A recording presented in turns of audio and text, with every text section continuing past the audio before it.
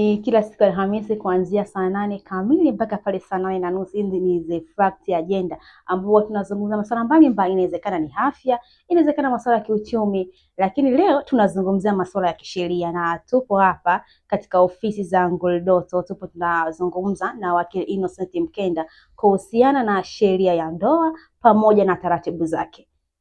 Kimtani huko kuna masuala mengi sana ambapo watu wanazungumza kuhusiana na masuala mbalimbali kuhusiana na sheria za ndoa. Mfano, unaweza kumsikia mtu akikwambia kwamba ukiishi na mtu kwa miezi 6 tayari wewe ni mke kwa mwanamke, lakini kwa mwanaume basi tayari wewe ni mume.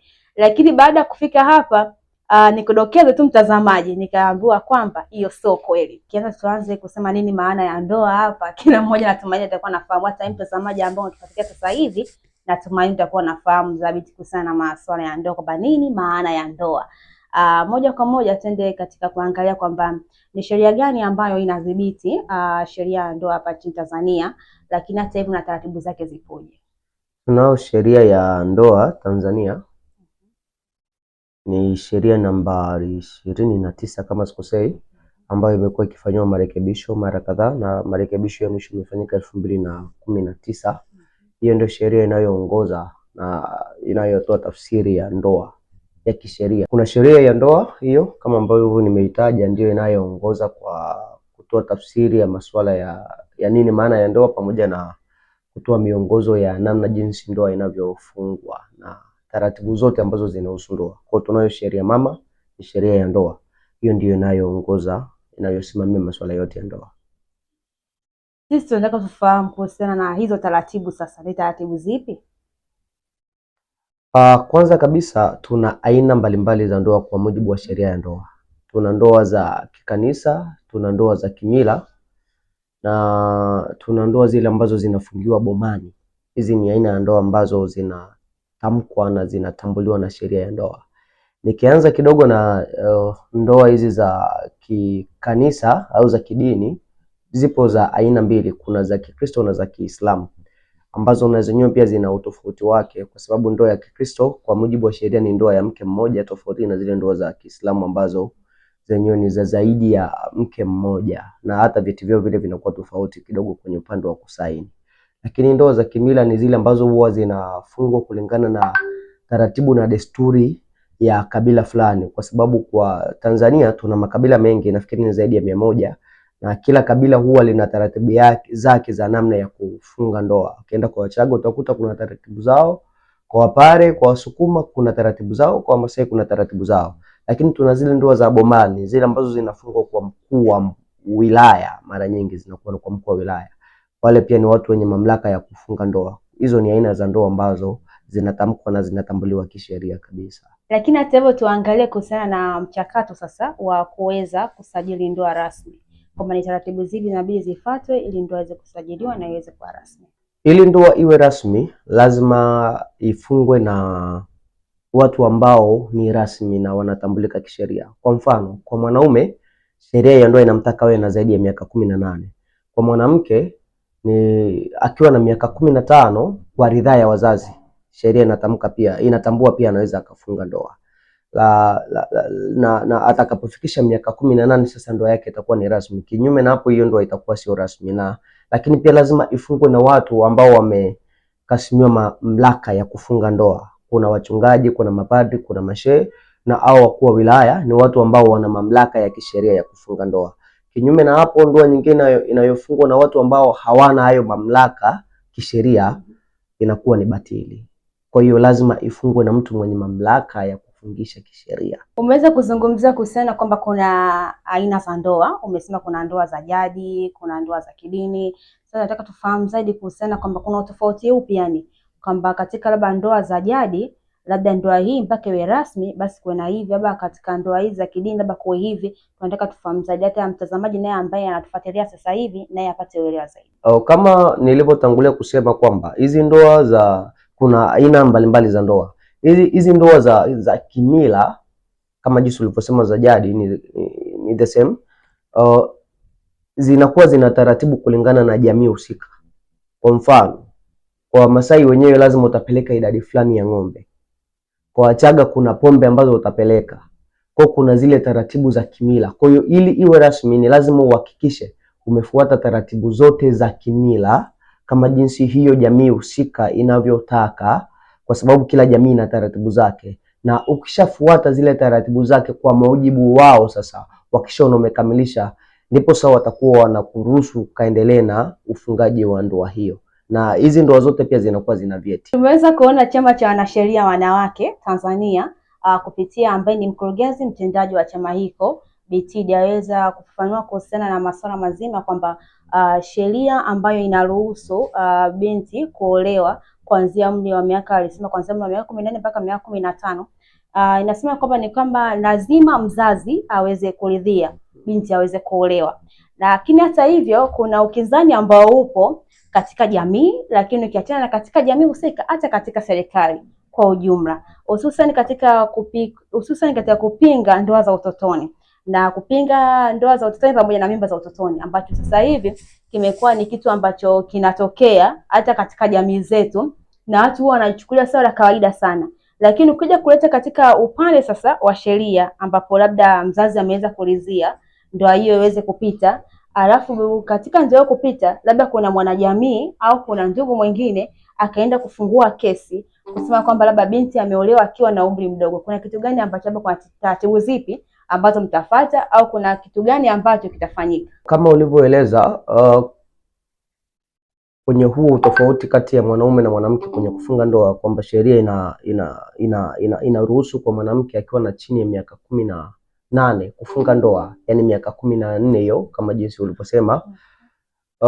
Takwa la kisheria kwenye ishu ya namna hii ni ridhaa ya wazazi. Lazima kuwa kuna ridhaa ya wazazi kwanza. Kwa hiyo ridhaa ya wazazi ikisha kuwepo, hiyo ndio itakayoruhusu hizo taratibu nyingine kuendelea. Kinyume na ridhaa ya wazazi, manake ni kwamba hauwezi ukaendelea na utaratibu wa kufunga ndoa kwa binti ambaye yuko chini ya miaka 18. Kuna masuala ya haki na wajibu kwa wanandoa. Sasa tuanze kuangalia kwamba wanandoa sasa wana haki na wajibu gani kisheria zaidi? Wajibu mara nyingi huwa wanakuwa nao wanaume wakati anaingia kwenye jukumu la kufunga ndoa. Lazima ahakikishe anahudumia familia.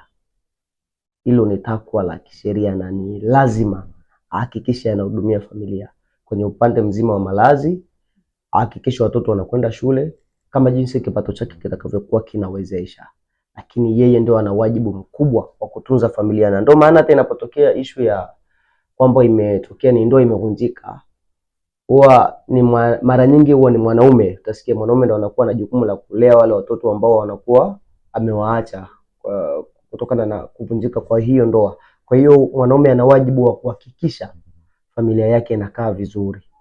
Umeweza kuzungumzia upande wa wajibu kwa wanaume peke yake. Je, vipi kuhusiana na wanawake sasa? Tumeshaingia kwenye ndoa. Je, sasa na huyu mwanamke naye ana wajibu gani kisheria? Kwa mfano ikatokea mmeshafunga ndoa na labda mwenzi wako mwanaume akapata tatizo, mwanamke pia ana wajibu wa kumhudumia, lakini ule wajibu namba 1 anakuwa nao mwanaume wa kuhakikisha analinda familia. Japokuwa pia mara nyingi jinsi inavyokuepo ni wakisha kuwa ni mume na mke, wana wajibu wa kuhakikisha wanachangia uchumi wa familia, lakini wajibu mkuu ni mwanaume, ndio anatakiwa, yeye ndio baba wa familia, yeye ndio anatakiwa kuhakikisha familia inakaa sawa sawa. Hivi vipi kuhusiana na wale ambao unakuta kwamba katika familia kuna baba ambaye yupo lakini hawajibiki? Kwa asilimia kubwa sana utakuta baba mama ndio ambaye anawajibika. Mama anawajibika na kila kitu kwa pale nyumbani, aangalie watoto watakula nini, shule wataenda vipi. Yaani kuna majukumu ambao unakuta mwanamke anayabeba na kuyavaa, bali kuna baadhi ya wanawake anakuambia kwamba mimi nikilala familia yangu itakula nini? Mimi nikilala watoto wangu shule wataendaje? Kwamba mzee hawajibiki. Na kama mzee hawajibiki, nini ambacho kifuate? Nafikiri umeshawahi kusikia juu ya kesi ambazo ni mwanamke anapeleka mahakamani kwenda kulalamika baba hatoi matunzo kwa familia. Sawa, nimesikia, lakini kwa asilimia kubwa sana inakuwa kwamba labda akiwa wametengana ndio unakuja kuona kitu kama hiko, labda mwanamke anaenda labda mahakamani, kuna ustawi wa jamii, kuna dawati hivi, anakuwa anaenda sasa kutoa lawama zake kwamba jamani, nimetengana na huyu mtu lakini huyu mtu anihudumii. Nazungumzia sasa wale ambao tayari wapo kwenye ndoa na baba hahudumii. Ni kosa la kisheria kwa mwanaume kutokuhudumia familia. sheria inatambua kama kosa, kwa sababu yeye ndo ana wajibu kuhakikisha familia inakaa sawa sawa. Kwa hiyo ikatokea scenario au situation niseme, mwanaume hahudumii familia, ni kosa. Yeye ana wajibu wa kuhudumia familia, na ndio maana kuna mara nyingi inapotokea kitu cha namna hiyo, utakuta basi watu wanapeleka mwanaume kwenye vituo vya ustawi wa jamii au mahakamani ili kuhakikisha anatoa matunzo ya familia. Na kwa mfano kuna kitu hiki ambacho kinakuwa kinafanyika mara nyingi. Baba ana kipato, tuseme ana ajira sehemu fulani, na labda waliachana na mke wake ikatokea, na kwa sababu mwanamke ana ule kwa sababu mwanaume ana ule wajibu wa kulea familia, saa nyingine huwa inavyotokea wanaweza kukamata hata ule mshahara, kile kiwango ambacho mahakama ilikihitaji au kile ambacho baba alishakikubali cha kuhudumia familia kinaweza kuwa kinakatwa moja kwa moja kutoka kwenye kipato chake, kwa sababu yeye ndio ana wajibu wa kuhakikisha familia inakaa sawa sawa. Lakini kumbuka kwamba huyo Innocent ni yule ambaye ana kazi yake, ana ajira yake ambayo inatambulika, ndio ambaye anakatwa. Kuna hawa huku bado, yani kuna sehemu ambapo tumeacha gepu. Yani mimi naamini kuna sehemu bado tumeiacha gepu. Kuna wale ambao wanafanya tu vibarua, yani kwamba atoke akatafute ndo alete. Na ndio maana mara nyingi waga anaulizwa mwanaume, wewe una uwezo wa kuchangia kiasi gani kwa mujibu wa kipato chako? Kwa kile ambacho wanakitamka, ana wajibu wa kuhakikisha anakitoa kwa ajili ya matunzo ya familia. Yes. Mtazamaji wa Rabi TV, ni The Fact Agenda kila siku ya Alhamis kuanzia saa 8 kamili mpaka saa 8:30. Tunatumia nusu saa tu ambapo tunakujuza mengi ambayo yanawezekana katika upande wa afya, inawezekana katika masuala ya uchumi, lakini leo tunazungumzia masuala ya sheria, hususan sheria ya ndoa kwa hapa nchini Tanzania pamoja na taratibu zake. Nipo na wakili Innocent Mkenda ambapo atakujuza masuala mbalimbali ambayo yanahusiana na sheria ya ndoa pamoja na taratibu zake. Pale awali kabisa tulivyoanza kufungua nilikuwa nimesema kwamba kuna wale ambao tunasogea tuishi, kwamba nimekaa nimeona mwenzangu sasa ngoja na mimi nijisogeze tukaishi miezi 6 kimtaani, ambapo watu huwa wanazungumza kwamba mkiishi miezi 6 basi tayari ni mke na mume. Hii imekaa vipi? Kwa mujibu wa sheria ya ndoa sio miezi 6 inayowafanya watu wapate dhana ya ndoa. Inaitwa dhana ya ndoa au presumption of marriage. Miaka 2 ndio inayotambulika kisheria inayotengeneza dhana ya ndoa, na kama itathibitika kwamba huyu mtu amekaa na huyu mwanaume amekaa na huyu mwanamke kwa miaka 2, basi sheria inatambua hiyo ni dhana ya ndoa. Na endapo kama itathibitika kisheria, kama kutakuwa kuna ubishi tuseme kwenye jambo hilo, na ikathibitika kisheria kwamba ni ukweli watu wamekaa kwa miaka 2 au zaidi, basi inakuwa ni dhana ya ndoa, na yule ambaye yuko kwenye dhana hiyo anakuwa na wajibu na haki ya kwenda kudai endapo kama kutatokea na mgawanyo au kutatokea na utengano, atakuwa na haki ya kwenda kudai. Utofauti wake huu na ndoa ya kawaida ni kwamba kwenye masuala ya kuachana haupeleki shauri la kuomba talaka, utapeleka shauri la kutengana, kwa sababu nyinyi mlikuwa mmekaa kwa pamoja, sasa mnaamua kutengana. Ndio tofauti wake mkubwa kati ya dhana ya ndoa na watu ambao walifunga ndoa. Kuna kitu ambacho nimeweza kukumbuka, tulikuwa tushia kuzungumza kuhusiana na masuala ya wosia, masuala ya mirathi. Tukasema kwamba ikitokea kwa mfano ikatokea mwanaume akatangulia mbele zake na akabaki mwanamke katika familia, lakini yule mwanamke ambaye amebaki pale akuolewa na huyo marehemu ambaye tayari ameshatangulia, na mke halali yupo, hajapeana talaka bado, kumbuka, na tayari kwamba huyo sasa ambaye tunasema kwenye dhana ya ndoa, kama ameishi miaka 2 au zaidi ya miaka 2, basi naye anaweza kupeleka shauri katika mgawanyo wa mali akawepo. Yeye anapeleka shauri kwamba kuhusiana na masuala ya mali awepo katika mgawanyo, lakini kumbuka tayari kuna mke halali. Hapo mchakato umekaa vipi? Ngoja tuweke sawa. Haitahesabika ni dhana ya ndoa endapo huyu baba alikuwa na mke mwingine ambaye alifunga naye ndoa kihalali.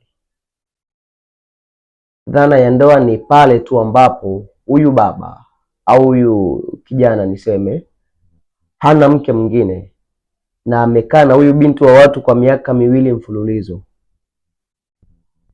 au zaidi ya miaka miwili, pale tutasema kuna dhana ya ndoa. Lakini kama huyu baba alikuwa na mke mwingine alafu akawa na tuseme ni mchepuko mwingine kwa miaka miwili, hiyo haijawekwa kwenye sheria. Sheria inatambua tu pale ambapo ni miaka miwili na huyo mtu hakuwa na mahusiano mengine tofauti na haya ambayo yuko nayo. Tumeweza kuzungumzia kuhusiana na masuala mazima ya talaka. Ndio. Talaka inavyoweza kuweza kutolewa. Sasa mmekaa mwana, sasa sisi hapa hatuwezani. Mchakato wa kupeana talaka upoje kisheria? Asante. Cha kwanza, ili utoe talaka lazima uwe umekaa kwenye ndoa kwa zaidi ya miaka miwili. Cha kwanza. Na ndio maana hata dhana ya ndoa inakuwa ni miaka miwili. Kama utataka kupeleka tofauti na miaka miwili, ni endapo kulikuwa kuna matatizo ambayo mwenzi wako alikuwa anayo na hakuyaweka wazi. Kutakapokuwa na ushahidi juu ya hilo, hapo unaweza ukapeleka tofauti na kufikisha miaka miwili.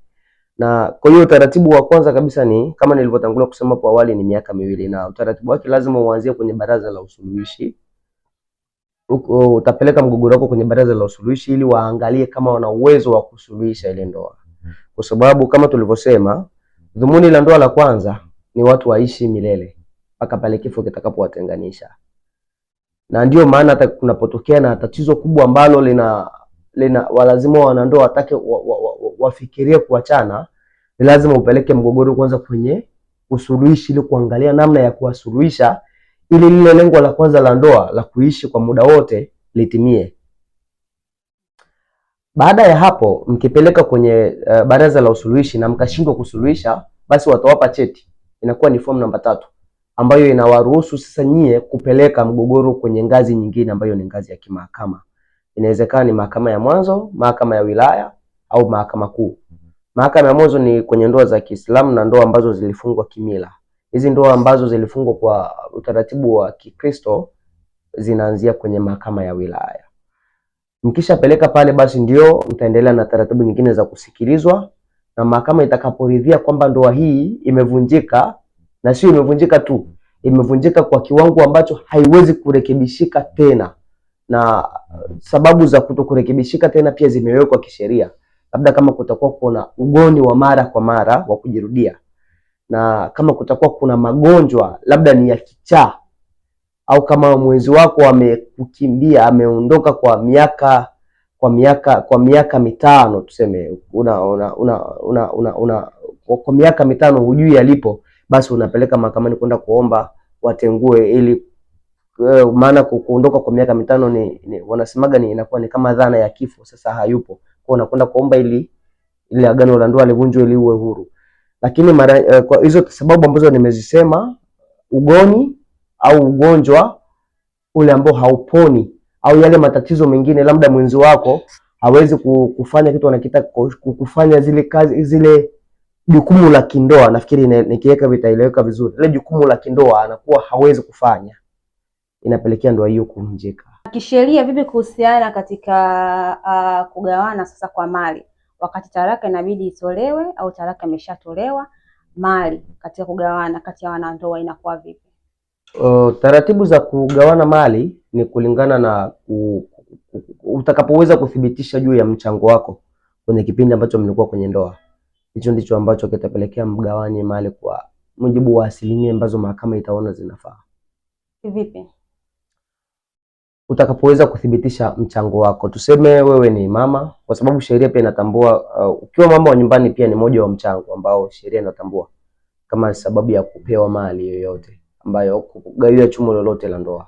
Kwa hiyo mahakama itakapopima mchango wako, either ulikuwa ni mama wa nyumbani lakini pia ulikuwa unafanya kazi nyingine, au ulikuwa una kipato kingine ambacho kinaonyesha kwamba na wewe ulikuwa na mchango, basi wakati ndoa hiyo ndoa inavunjwa, mahakama hivi consider hivyo kama ni mojawapo ya sababu ya wewe kupatiwa mchango, kupatiwa gawio fulani kwenye kutokana na kuvunjika kwa ndoa hiyo. Ukiachana na masuala ya vyeti, tunafahamu pale ambapo watu wametoka kufunga ndoa, kuna masuala ya vyeti kuweza kusign, kuweza kuidhinisha kwamba hawa ni wanandoa. Hivi kuna nyaraka nyingine yoyote ile ambayo inahusishwa? Nyaraka pekee ni cheti, lakini lazima pia kuwe kuna mashahidi. Ndoa haiwezi kafungwa bila kuwa na mashahidi. Na ndio maana utaona kuna washenga wengine wanajiuliza ni wa nini?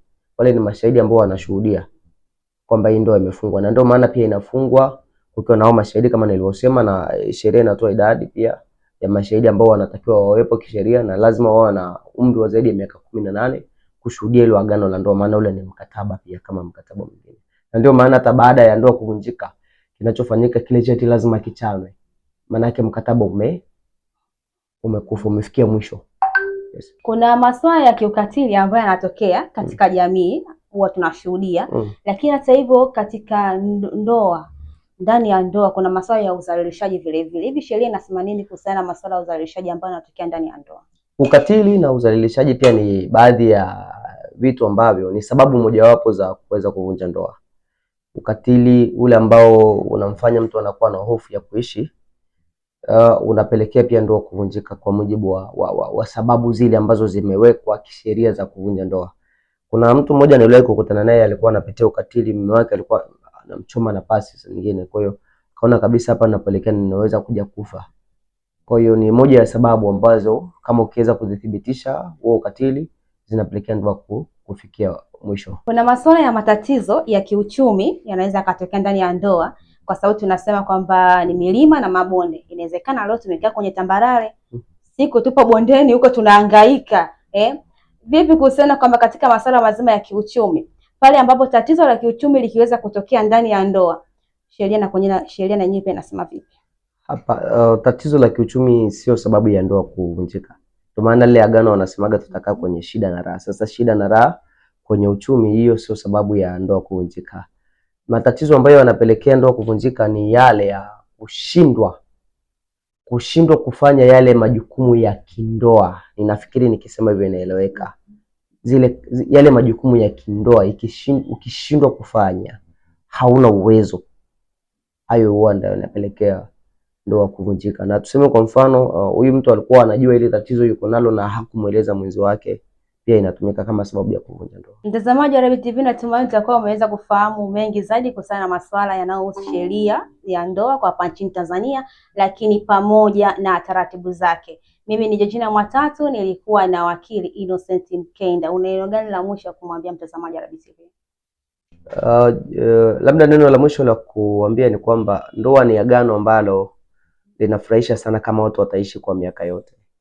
Wasipende kuachana, maana kuachana sio kuzuri, kwa sababu kuna watoto ambao wanajengewa misingi mibaya sana pale ambapo ndoa inafikia ukomo, na wengi wanakuwa wanateseka na mawazo, wengine wanakuwa waishi maisha mazuri, wanakosa malezi mazuri, kwa sababu imekuwa ni moja ya sababu pia ya malezi mengi siku hizi kuvurugika, ni kwa sababu ya watu, kumekuwa kuna ndoa nyingi sana ambazo zinavunjika. Kwa hiyo ni waombe tu walioko kwenye ndoa hakikisha wanajilinda ndoa zao zisivunjike. Okay, sawa sawa. Ndivyo ambavyo natamatisha The Fact Agenda siku hii ya leo, mtazamaji wa Rabi TV. Endelea kutazama Rabi TV, kisima cha maarifa. Mimi ni Georgina Mwatatu.